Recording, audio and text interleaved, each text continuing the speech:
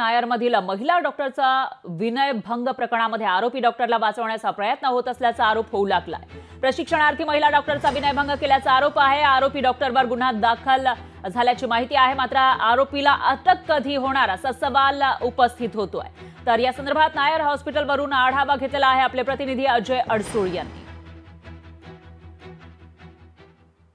मी सध्या मुंबई महानगरपालिकेच्या नायर हॉस्पिटल बाहेर आहे। आपण जर पाहायला गेलं तर याच नायर हॉस्पिटलला 100 वर्षाची मुंबईमधील एक जुनी परंपरा, एक ऐतिहासिक नाव या नायर हॉस्पिटलमध्ये आहे। पाठीमागच्या काही दिवसापूर्वी या ठिकाणी एका प्रशिक्षणार्थी महिला डॉक्टरने सहयोगी प्राध्यापकाच्या विरोधात लैंगिक छळाची तक्रार दाखल केलेली आहे। मात्र या संदर्भात महाविद्यालयाच्या अधिष्ठा यांनी आरोपीला वाचवण्याचा प्रयत्न केला जात आहे, अशा पद्धतीचा आरोप खासदार सुप्रिया सुळे यांनी केलेला आहे। त्यामुळे या संदर्भात अद्याप कुठलीही ऍक्शन महाविद्यालयांनी घेतली नाही। त्यामुळे खासदार सुप्रिया सुळे यांनी आज सकाळी या संदर्भात ट्विट केलं आहे। मुख्यमंत्र्यांनी या संदर्भात तात्काळ दखल घेतली पाहिजे आणि सदरील आरोपीला अटक केलं पाहिजे, अशी मागणी सुप्रिया सुळे यांनी केली आहे। खरं तर याच हॉस्पिटलमध्ये अनेक डॉक्टर हे आपल्या पेशंटला वाचवण्याचा प्रयत्न करतात, पेशंट दुरुस्त करतात। याचबरोबर महाविद्यालयामध्ये अनेक विद्यार्थ्यांना घडवण्याचं काम, नवीन डॉक्टरांना घडवण्याचं काम या मुंबई महानगरपालिकेच्या नायर हॉस्पिटलमध्ये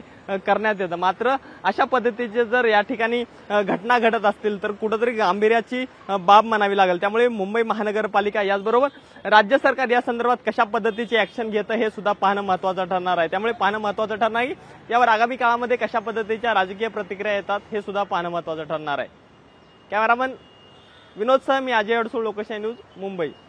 तर याच्यावर सुप्रिया सुळे यांनी ट्विटरवरून काय म्हटलेलं आहे तेही आपण बघूया। सुप्रिया सुळे यांनी याची दखल घेतलेली आहे प्रकरणाची आणि ट्विट केलं आहे। मुंबई महापालिकेच्या नायर रुग्णालयामध्ये प्रशिक्षणार्थी महिला डॉक्टरना सहयोगी प्राध्यापकाच्या विरोधात लैंगिक छळाची तक्रार केली आहे, असं सुप्रिया सुळे यांनी आपल्या ट्विटमध्ये म्हटलेलं आहे। परंतु या संदर्भात रुग्णालयाचे अधिष्ठाता आरोपीला वाचवण्याचा प्रयत्न करत असल्याचा आरोप विद्यार्थ्यांकडून केला जातोय, असंही या ठिकाणी खासदार सुप्रिया सुळे यांनी आपल्या या ट्विटमध्ये म्हटलंय। या प्रकरणामध्ये गेल्या अनेक दिवसांपासून न्याय मागण्याचा प्रयत्न करत आहे, पण हा विषय गांभीर्याने घेतला जात नाही, असंही सुप्रिया सुळे म्हणाल्या। ही अतिशय गंभीर घटना आहे, मुख्यमंत्र्यांनी कृपया यामध्ये वैयक्तिक लक्ष घालून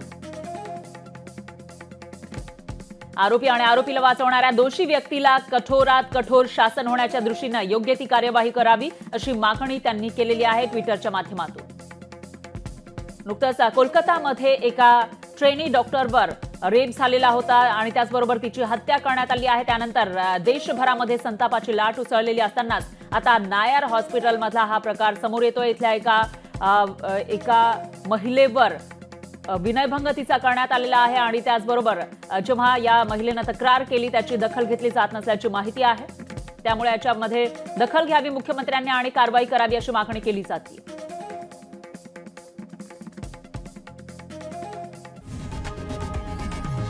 लोकशाही मराठी ऐका, पहा, जागरूक रहा।